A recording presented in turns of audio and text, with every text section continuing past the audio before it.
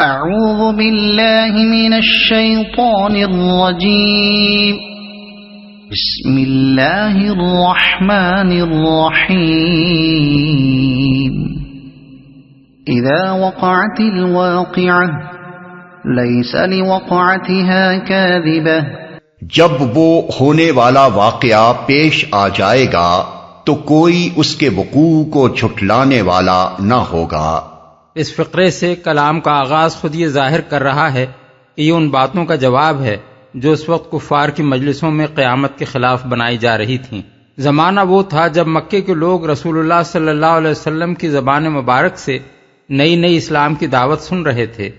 اس میں جو چیز انہیں سب سے زیادہ عجیب اور بعید از عقل و امکان نظر آتی تھی وہ یہ تھی کہ ایک روز زمین و آسمان کا یہ سارا نظام درہم برہم ہو جائے گا اور پھر ایک دوسرا عالم برپا ہوگا جس میں سب اگلے پچھلے مرے ہوئے لوگ دوبارہ زندہ کیے جائیں گے۔ یہ بات سن کر حیرت سے ان کے دیدے پھٹے کے پھٹے رہ جاتے تھے۔ وہ کہتے تھے کہ ایسا ہونا بالکل ناممکن ہے۔ آخر یہ زمین، یہ پہاڑ، یہ سمندر، یہ چاند، یہ سورج کہاں چلے جائیں گے؟ صدیوں کے گڑے مردے کیسے جی اٹھیں گے؟ مرنے کے بعد دوسری زندگی اور پھر اس میں بہشت کے باغ اور جہنم کی آگ، آخر یہ خواب و خیال کی باتیں عقل و ہوش رکھتے ہوئے ہم کیسے مان لیں؟ یہی چیمی گوئیاں اس وقت مکے میں ہر جگہ ہو رہی تھیں۔ اس پس منظر میں فرمایا گیا ہے کہ جب وہ ہونے والا واقعہ پیش آ جائے گا اس وقت کوئی اسے جھٹلانے والا نہ ہوگا۔ اس ارشاد میں قیامت کے لیے واقع کا لفظ استعمال کیا گیا ہے جس کے معنی قریب قریب وہی ہیں جس کے لیے اردو زبان میں ہونی شدنی کے الفاظ بولے جاتے ہیں، یعنی وہ ایسی چیز ہے جسے لازماً پیش آ کر ہی رہنا ہے۔ پھر اس کے پیش آنے کو وقعتا کہا گیا ہے جو عربی زبان میں کسی بڑے حادثے کے اچانک برپا ہو جانے کے لیے استعمال ہوتا ہے۔ لیسا لوقعتها کاذبہ کے دو معنی ہو سکتے ہیں، ایک یہ کہ اس کے وقوع کا ٹل جانا اور اس کا آتے آتے رک جانا اور اس کی آمد کا پھیر دیا جانا ممکن نہ ہوگا، یا بالفاظ دیگر کوئی طاقت پھر اس کو واقع سے غیر واقع بنا دینے والی نہ ہوگی۔ دوسرے یہ کہ کوئی متنفس اس وقت یہ جھوٹ بولنے والا نہ ہوگا کہ وہ واقعہ پیش نہیں آیا ہے۔ خافضۃ رافعہ اذا رجت الارض رجا وبست الجبال بسا فكانت هباء منبثا، وہ تہو بالا کر دینے والی آفت ہوگی۔ زمین اس وقت یکبارگی ہلا ڈالی جائے گی اور پہاڑ اس طرح ریزہ ریزہ کر دیے جائیں گے کہ پراگندہ غبار بن کر رہ جائیں گے۔ آفت ہوگی۔ اصل الفاظ ہیں خافضۃ الرافعہ یعنی گرانے والی اور اٹھانے والی۔ اس کا ایک مطلب یہ ہو سکتا ہے کہ وہ سب کچھ الٹ پلٹ کر کے رکھ دے گی، نیچے کی چیزیں اوپر اور اوپر کی چیزیں نیچے ہو جائیں گی۔ دوسرا مطلب یہ بھی ہو سکتا ہے کہ وہ گرے ہوئے لوگوں کو اٹھانے والی اور اٹھے ہوئے لوگوں کو گرانے والی ہوگی، یعنی اس کے آنے پر انسانوں کے درمیان عزت و ذلت کا فیصلہ ایک دوسری ہی بنیاد پر ہوگا۔ جو دنیا میں عزت والے بنے پھرتے تھے وہ ذلیل ہو جائیں گے اور جو ذلیل سمجھے جاتے تھے وہ عزت پائیں گے۔ ہلا ڈالی جائے گی یعنی وہ کوئی مقامی زلزلہ نہ ہوگا جو کسی محدود علاقے میں آئے، بلکہ پوری کی پوری زمین بیک وقت ہلا ماری جائے گی۔ اس کو یک لخت ایک زبردست جھٹکا لگے گا جس سے وہ لرز کر رہ جائے گی۔ وَكُنْتُمْ أَزْوَاجًا ثَلَاثَةً، تم لوگ اس وقت 3 گروہوں میں تقسیم ہو جاؤ گے۔ خطاب اگرچہ بظاہر ان لوگوں سے ہے جنہیں یہ کلام سنایا جا رہا تھا یا جو اب اسے پڑھیں یا سنیں، لیکن دراصل پوری نوع انسانی اس کی مخاطب ہے۔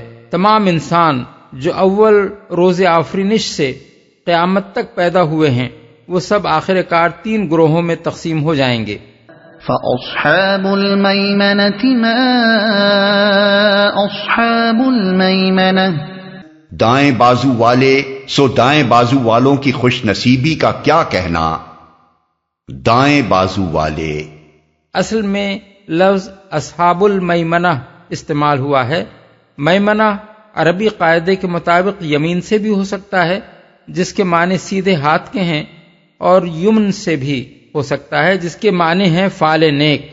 اگر اس کو یمین سے ماخوذ مانا جائے تو اصحاب المیمنہ کے معنی ہوں گے سیدھے ہاتھ والے، لیکن اس سے لغوی معنی مراد نہیں ہے، بلکہ اس کا مطلب ہے عالی مرتبہ لوگ۔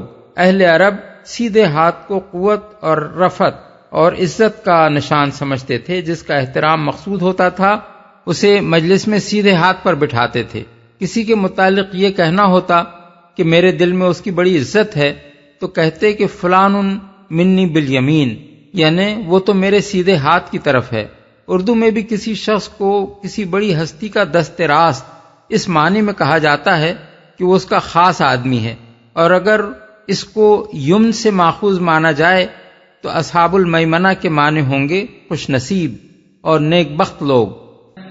وَأَصْحَابُ الْمَشْأَمَةِ مَا أَصْحَابُ الْمَشْأَمَةِ، اور بائیں بازو والے تو بائیں بازو والوں کی بد نصیبی کا کیا ٹھکانہ۔ بائیں بازو والے اصل میں لفظ اصحاب المشأمہ استعمال ہوا ہے۔ مشأمہ شوم سے ہے، جس کے معنی بدبختی، نحوست اور بدفعلی کے ہیں، اور عربی زبان میں بائیں ہاتھ کو بھی شوما کہا جاتا ہے۔ اردو میں شومی قسمت اسی لفظ سے ماخوذ ہے۔ اہل عرب شمال یعنی بائیں ہاتھ اور شوم یعنی فعل بد کو ہم معنی سمجھتے تھے۔ ان کے ہاں بائیں ہاتھ کمزوری اور ذلت کا نشان تھا۔ سفر کو جاتے ہوئے اگر پرندہ اڑ کر بائیں ہاتھ کی طرف جاتا تو وہ اس کو بری فال سمجھتے تھے۔ کسی کو اپنے بائیں ہاتھ بٹھاتے تو اس کے معنی یہ تھے کہ وہ اسے کمتر درجے کا آدمی سمجھتے ہیں۔ کسی کے متعلق یہ کہنا ہو کہ میرے ہاں اس کی کوئی عزت نہیں تو کہا جاتا کہ فلان منی بالشمال، یعنی وہ میرے بائیں ہاتھ کی طرف ہے۔ اردو میں بھی کسی کام کو بہت ہلکا اور آسان قرار دینا ہو تو کہا جاتا ہے کہ یہ میرے بائیں ہاتھ کا کھیل ہے۔ پس اصحاب المشأمہ سے مراد ہیں بدبخت لوگ، یا وہ لوگ جو اللہ تعالیٰ کے ہاں ذلت سے دوچار ہوں گے اور دربار الہی میں بائیں طرف کھڑے کیے جائیں گے۔ والسابقون السابقون أولئك المقربون في جنات النعيم، اور آگے والے تو پھر آگے والے ہی ہیں، وہی تو مقرب لوگ ہیں، نعمت بھری جنتوں میں رہیں گے۔ آگے والے ہی ہیں۔ سابقین یعنی آگے والوں سے مراد وہ لوگ ہیں جو نیکی اور حق پرستی میں سب پر سبقت لے گئے ہوں، بھلائی کے ہر کام میں سب سے آگے ہوں، خدا اور رسول کی پکار پر سب سے پہلے لبیک کہنے والے ہوں، جہاد کا معاملہ ہو یا انفاق فی سبیل اللہ کا، یا خدمت خلق کا، یا دعوت خیر اور تبلیغ حق کا، غرض دنیا میں بھلائی پھیلانے اور برائی مٹانے کے لیے ایثار و قربانی اور محنت و جانفشانی کا جو موقع بھی پیش آئے، اس میں وہی لوگ آگے بڑھ کر کام کرنے والے ہوں۔ اس بنا پر آخرت میں بھی سب سے آگے وہی رکھے جائیں گے۔ گویا وہاں اللہ تعالیٰ کے دربار کا نقشہ یہ ہوگا کہ دائیں بازو میں صالحین، بائیں بازو میں فاسقین، اور سب سے آگے بارگاہ خداوندی کے قریب سابقین۔ حدیث میں حضرت عائشہ کی روایت ہے کہ رسول اللہ صلی اللہ علیہ وسلم نے لوگوں سے پوچھا، جانتے ہو قیامت کے روز کون لوگ سب سے پہلے پہنچ کر اللہ کے سائے میں جگہ پائیں گے؟ لوگوں نے عرض کیا، اللہ اور اللہ کا رسول ہی زیادہ جانتا ہے۔ فرمایا، الذین اعطوا الحق قبلوہ واذا سئلوہ بذلوہ وحکموا الناس کحکمہم لانفسہم، یعنی وہ جن کا حال یہ تھا کہ جب ان کے آگے حق پیش کیا گیا تو انہوں نے قبول کر لیا، اور جب ان سے حق مانگا گیا تو انہوں نے ادا کر دیا، اور دوسروں کے معاملے میں ان کا فیصلہ وہی کچھ تھا جو خود اپنی ذات کے معاملے میں تھا۔ مسند احمد۔ ثلة من الأولين وقليل من الآخرين، اگلوں میں سے بہت ہوں گے اور پچھلوں میں سے کم۔ مفسرین کے درمیان اس امر میں اختلاف ہے کہ اولین اور آخرین یعنی اگلوں اور پچھلوں سے مراد کون ہیں۔ ایک گروہ کا خیال ہے کہ آدم علیہ السلام کے وقت سے نبی صلی اللہ علیہ وسلم کی بعثت تک جتنی امتیں گزری ہیں وہ اولین ہیں، اور نبی صلی اللہ علیہ وسلم کی بعثت کے بعد قیامت تک کے لوگ آخرین ہیں۔ اس لحاظ سے آیت کا مطلب یہ ہوگا کہ بعثت محمدی سے پہلے ہزارہ برس کے دوران میں جتنے انسان گزرے ہیں ان کے سابقین کی تعداد زیادہ ہوگی، اور حضور کی بعثت کے بعد سے قیامت تک آنے والے انسانوں میں سے جو لوگ سابقین کا مرتبہ پائیں گے ان کی تعداد کم ہوگی۔ دوسرا گروہ کہتا ہے کہ یہاں اولین و آخرین سے مراد نبی صلی اللہ علیہ وسلم کی امت کے اولین و آخرین ہیں، یعنی آپ کی امت میں ابتدائی دور کے لوگ اولین ہیں جن میں سابقین کی تعداد زیادہ ہوگی، اور بعد کے لوگ آخرین ہیں جن میں سابقین کی تعداد کم ہوگی۔ تیسرا گروہ کہتا ہے کہ اس سے مراد ہر نبی کی امت کے اولین و آخرین ہیں، یعنی ہر نبی کے ابتدائی پیرووں میں سابقین بہت ہوں گے اور بعد کے آنے والوں میں وہ کم پائے جائیں گے۔ آیت کے الفاظ ان تینوں مفہوموں کے حامل ہیں، اور بعید نہیں کہ یہ تینوں ہی صحیح ہوں، کیونکہ در حقیقت ان میں کوئی تضاد نہیں ہے۔ ان کے علاوہ ایک اور مطلب بھی ان الفاظ سے نکلتا ہے، اور وہ بھی صحیح ہے کہ ہر پہلے دور میں انسانی آبادی کے اندر سابقین کا تناسب زیادہ ہوگا اور بعد کے دور میں ان کا تناسب کم نکلے گا، اس لیے کہ انسانی آبادی جس رفتار سے بڑھتی ہے سبقت فی الخیرات کرنے والوں کی تعداد اسی رفتار سے نہیں بڑھتی۔ گنتی کے اعتبار سے یہ لوگ چاہے پہلے دور کے سابقین سے تعداد میں زیادہ ہوں، لیکن بحیثیت مجموعی دنیا کی آبادی کے مقابلے میں ان کا تناسب گھٹتا ہی چلا جاتا ہے۔ علی سرر موضونہ متکئین علیہا متقابلین یطوف علیہم ولدان مخلدون بأكواب وأباريق وكأس من معين لا يصدعون عنها ولا ينزفون۔ مرصع تختوں پر تکیے لگائے آمنے سامنے بیٹھیں گے، ان کی مجلسوں میں ابدی لڑکے شراب چشمہ جاری سے لبریز پیالے اور کنٹر اور ساغر لیے دوڑتے پھرتے ہوں گے، جسے پی کر نہ ان کا سر چکرائے گا نہ ان کی عقل میں فتور آئے گا۔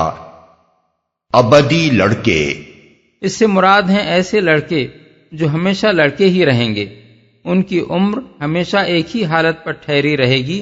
حضرت علی اور حضرت حسن بصری فرماتے ہیں کہ یہ اہل دنیا کے وہ بچے ہیں جو بالغ ہونے سے پہلے مر گئے، اس لیے نہ ان کی کچھ نیکیاں ہوں گی کہ ان کی جزا پائیں اور نہ بدیاں ہوں گی کہ ان کی سزا پائیں۔ لیکن ظاہر بات ہے کہ اس سے مراد صرف وہی اہل دنیا ہو سکتے ہیں جن کو جنت نصیب نہ ہوئی ہو۔ رہے مومنین صالحین تو ان کے بارے میں اللہ تعالیٰ نے خود قرآن میں یہ ضمانت دی ہے کہ ان کی ذریت ان کے ساتھ جنت میں لا ملائی جائے گی۔ سورہ الطور آیت 21۔ اسی کی تائید اس حدیث سے ہوتی ہے جو ابو داؤد، طیالسی، طبرانی اور بزار نے حضرت انس اور حضرت سمرہ بن جندب سے نقل کی ہے۔ اس میں نبی صلی اللہ علیہ وسلم کا ارشاد ہے کہ مشرکین کے بچے اہل جنت کے خادم ہوں گے۔ وَفَاكِهَةٍ مِّمَّا يَتَخَيَّرُونَ وَلَحْمِ طَيْرٍ مِّمَّا يَشْتَهُونَ وَحُورٌ عِينٌ كَأَمْثَالِ اللُّؤْلُؤِ الْمَكْنُونِ جَزَاءً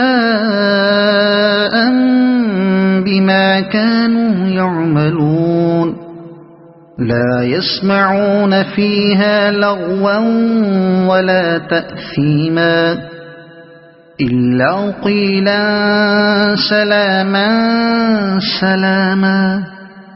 اور وہ ان کے سامنے طرح طرح کے لذیذ پھل پیش کریں گے کہ جسے چاہیں چن لیں، اور پرندوں کے گوشت پیش کریں گے کہ جس پرندے کا چاہیں استعمال کریں، اور ان کے لیے خوبصورت آنکھوں والی حوریں ہوں گی، ایسی حسین جیسے چھپا کر رکھے ہوئے موتی۔ یہ سب کچھ ان اعمال کی جزا کے طور پر انہیں ملے گا جو وہ دنیا میں کرتے رہے تھے۔ وہاں وہ کوئی بےہودہ کلام یا گناہ کی بات نہ سنیں گے، جو بات بھی ہوگی ٹھیک ٹھیک ہوگی، گناہ کی بات نہ سنیں گے۔ یہ جنت کی بڑی نعمتوں میں سے ایک ہے جسے قرآن مجید میں متعدد مقامات پر بیان کیا گیا ہے کہ انسان کے کان وہاں بےہودگی، یاوہ گوئی، جھوٹ، غیبت، چغلی، بہتان، گالی، لاف و گزاف، طنز و تمسخر اور طعن و تشنیع کی باتیں سننے سے محفوظ ہوں گے۔ وہ بدزبان اور بدتمیز لوگوں کی سوسائٹی نہ ہوگی جس میں لوگ ایک دوسرے پر کیچڑ اچھالیں۔ وہ شریف اور مہذب لوگوں کا معاشرہ ہوگا جس کے اندر یہ لغویات ناپید ہوں گی۔ اگر کسی شخص کو اللہ نے کچھ بھی شائستگی اور مذاق سلیم سے نوازا ہو تو وہ اچھی طرح محسوس کر سکتا ہے کہ دنیاوی زندگی کا یہ کتنا بڑا عذاب ہے جس سے انسان کو جنت میں نجات پانے کی امید دلائی گئی ہے۔ ٹھیک ٹھیک ہوگی، اصل الفاظ ہیں الا قیلا سلاما سلاما۔ بعض مفسرین و مترجمین نے اس کا مطلب یہ لیا ہے کہ وہاں ہر طرف سلام سلام ہی کی آوازیں سننے میں آئیں گی، لیکن صحیح بات یہ ہے کہ اس سے مراد ہے قول سلیم، یعنی ایسی گفتگو جو عیوب کلام سے پاک ہو، جس میں وہ خرابیاں نہ ہوں جو پچھلے فقرے میں بیان کی گئی ہیں۔ یہاں سلام کا لفظ قریب قریب اسی مفہوم میں استعمال کیا گیا ہے جس کے لیے انگریزی میں لفظ سیلیوٹ استعمال ہوتا ہے۔ وَأَصْحَابُ الْيَمِينِ مَا أَصْحَابُ الْيَمِينِ فِي سِدْرٍ مَخْضُودٍ وَطَلْحٍ مَنضُودٍ وَظِلٍّ مَمْدُودٍ وَمَاءٍ مَسْكُوبٍ وَفَاكِهَةٍ كَثِيرَةٍ لا مقطوعة ولا ممنوعة وفرش مرفوعة۔ اور دائیں بازو والوں کی خوش نصیبی کا کیا کہنا، وہ بے خار بیریوں اور تہ بتہ چڑھے ہوئے کیلوں اور دور تک پھیلی ہوئی چھاؤں اور ہر دم رواں پانی اور کبھی ختم نہ ہونے والے اور بے روک ٹوک ملنے والے بکثرت پھلوں اور اونچی نشست گاہوں میں ہوں گے۔ بے خار بیریوں یعنی ایسی بیریاں جن کے درختوں میں کانٹے نہ ہوں گے۔ ایک شخص تعجب کا اظہار کر سکتا ہے کہ بیر ایسا کون سا نفیس پھل ہے جس کے جنت میں ہونے کی خوشخبری سنائی جائے، لیکن واقعہ یہ ہے کہ جنت کے بیروں کا تو کیا ذکر، خود اس دنیا کے بھی بعض علاقوں میں یہ پھل اتنا لذیذ، خوشبودار اور میٹھا ہوتا ہے کہ ایک دفعہ منہ کو لگنے کے بعد اسے چھوڑنا مشکل ہو جاتا ہے۔ اور بیر جتنے اعلیٰ درجے کے ہوتے ہیں ان کے درختوں میں کانٹے اتنے ہی کم ہوتے ہیں۔ اسی لیے جنت کے بیروں کی یہ تعریف بیان کی گئی ہے کہ ان کے درخت بالکل ہی کانٹوں سے خالی ہوں گے، یعنی ایسی بہترین قسم کے ہوں گے جو دنیا میں نہیں پائی جاتی۔ بکثرت پھلوں اصل الفاظ ہیں لا مقطوعۃ ولا ممنوعہ۔ لا مقطوعہ سے مراد یہ ہے کہ یہ پھل نہ موسمی ہوں گے کہ موسم گزر جانے کے بعد نہ مل سکیں، نہ ان کی پیداوار کا سلسلہ کبھی منقطع ہوگا کہ کسی باغ کے سارے پھل اگر توڑ لیے جائیں تو ایک مدت تک وہ بے ثمر رہ جائے، بلکہ ہر پھل وہاں ہر موسم میں ملے گا اور خواہ کتنا ہی کھایا جائے لگاتار پیدا ہوتا چلا جائے گا۔ اور لا ممنوع کا مطلب یہ ہے کہ دنیا کے باغوں کی طرح وہاں کوئی روک ٹوک نہ ہوگی، نہ پھلوں کے توڑنے اور کھانے میں کوئی امر مانع ہوگا کہ درختوں پر کانٹے ہونے یا زیادہ بلندی پر ہونے کی وجہ سے توڑنے میں کوئی زحمت پیش آئے۔ إِنَّا أَنشَأْنَاهُنَّ إِنشَاءً فَجَعَلْنَاهُنَّ أَبْكَارًا عُرُبًا أَتْرَابًا لِأَصْحَابِ الْيَمِينِ۔ ان کی بیویوں کو ہم خاص طور پر نئے سرے سے پیدا کریں گے اور انہیں باکرہ بنا دیں گے، اپنے شوہروں کی عاشق اور عمر میں ہم سن۔ یہ کچھ دائیں بازو والوں کے لیے ہے، باکرہ بنا دیں گے۔ اس سے مراد دنیا کی وہ نیک خواتین ہیں جو اپنے ایمان و عمل صالح کی بنا پر جنت میں جائیں گی۔ اللہ تعالیٰ ان سب کو وہاں جوان بنا دے گا، خواہ وہ کتنی ہی بوڑھی ہو کر مری ہوں، نہایت خوبصورت بنا دے گا، خواہ دنیا میں وہ حسین رہی ہوں یا نہ رہی ہوں، باقرہ بنا دے گا، خواہ دنیا میں وہ کنواری مری ہوں یا بال بچوں والی ہو کر۔ ان کے شوہر بھی اگر ان کے ساتھ جنت میں پہنچیں گے تو وہ ان سے ملا دی جائیں گی، ورنہ اللہ تعالیٰ کسی اور جنتی سے ان کو بیاہ دے گا۔ اس آیت کی یہی تشریح متعدد احادیث میں رسول اللہ صلی اللہ علیہ وسلم سے منقول ہے۔ شمائل ترمذی میں روایت ہے کہ ایک بڑھیا نے حضور سے عرض کیا، میرے حق میں جنت کی دعا فرمائیں۔ آپ نے فرمایا، جنت میں کوئی بڑھیا داخل نہ ہوگی۔ وہ روتی ہوئی واپس چلی گئی تو آپ نے لوگوں سے فرمایا کہ اسے بتاؤ وہ بڑھاپے کی حالت میں داخل جنت نہیں ہوگی۔ اللہ تعالیٰ کا ارشاد ہے کہ ہم انہیں خاص طور پر نئے سرے سے پیدا کریں گے اور باقرہ بنا دیں گے۔ ابن ابی حاتم نے حضرت سلمہ بن یزید سے یہ روایت نقل کی ہے کہ میں نے اس آیت کی تشریح میں رسول اللہ صلی اللہ علیہ وسلم کو یہ فرماتے سنا، اس سے مراد دنیا کی عورتیں ہیں، خواہ وہ باقرہ مری ہوں یا شادی شدہ۔ طبرانی میں حضرت ام سلمہ کی ایک طویل روایت ہے جس میں وہ جنت کی عورتوں کے متعلق قرآن مجید کے مختلف مقامات کا مطلب حضور سے دریافت فرماتی ہیں۔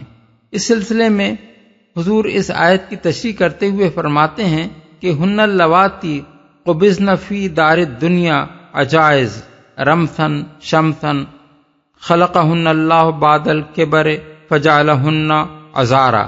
یہ وہ عورتیں ہیں جو دنیا کی زندگی میں مری ہیں، بوڑھی پھونس، آنکھوں میں چیپڑ، سر کے بال سفید۔ اس بڑھاپے کے بعد اللہ تعالیٰ ان کو پھر سے باقرہ پیدا کر دے گا۔ حضرت ام سلمہ پوچھتی ہیں، اگر کسی عورت کے دنیا میں کئی شوہر رہ چکے ہوں اور وہ سب جنت میں جائیں تو وہ ان میں سے کس کو ملے گی؟ حضور فرماتے ہیں، انہا تخیر فتختار احسنہم خلقا فتقول یا رب ان ھذا کان احسن خلقا معی فزوجنیہا یا ام سلمہ ذہب حسن الخلق بخیر الدنیا والآخرہ۔ یعنی اس کو اختیار دیا جائے گا کہ وہ جسے چاہے چن لے، اور وہ اس شخص کو چنے گی جو ان میں سب سے زیادہ اچھے اخلاق کا تھا۔ وہ اللہ تعالیٰ سے عرض کرے گی کہ اے رب، اس کا برتاؤ میرے ساتھ سب سے اچھا تھا، اس لیے مجھے اسی کی بیوی بنا دے۔ اے ام سلمہ، حسن اخلاق دنیا اور آخرت کی ساری بھلائی لوٹ لے گیا ہے۔ عاشق اصل میں لفظ عربن استعمال ہوا ہے۔ یہ لفظ عربی زبان میں عورت کی بہترین نسوانی خوبیوں کے لیے بولا جاتا ہے۔ اس سے مراد ایسی عورت ہے جو طرحدار ہو، خوش اتوار ہو، خوش گفتار ہو، نسوانی جذبات سے لبریز ہو، اپنے شوہر کو دل و جان سے چاہتی ہو اور اس کا شوہر بھی اس کا عاشق ہو۔ ہم سن اس کے دو مفہوم ہو سکتے ہیں، ایک یہ کہ وہ اپنے شوہروں کی ہمسن ہوں گی، دوسرا یہ کہ وہ آپس میں ہمسن ہوں گی، یعنی تمام جنتی عورتیں ایک ہی عمر کی ہوں گی اور ہمیشہ اسی عمر کی رہیں گی۔ بعید نہیں کہ یہ دونوں ہی باتیں بیک وقت صحیح ہوں، یعنی یہ خواتین خود بھی ہمسن ہوں اور ان کے شوہر بھی ان کے ہمسن بنا دیے جائیں۔ ایک حدیث میں آتا ہے کہ یدخل اہل الجنت الجنت جردن مردن بیتن جعادن مکحلین ابناء ثلاث و ثلاثین، یعنی اہل جنت جب جنت میں داخل ہوں گے تو ان کے جسم بالوں سے صاف ہوں گے، مسیں بھیگ رہی ہوں گی مگر داڑھی نہ نکلی ہوگی، گورے چٹے ہوں گے، گٹھے ہوئے بدن ہوں گے، آنکھیں سرمگی ہوں گی، سب کی عمریں 33 سال کی ہوں گی۔ مسند احمد، مرویات ابی ہریرہ۔ قریب یہی مضمون ترمذی میں حضرت معاذ بن جبل اور حضرت ابو سعید خدری سے بھی مروی ہے۔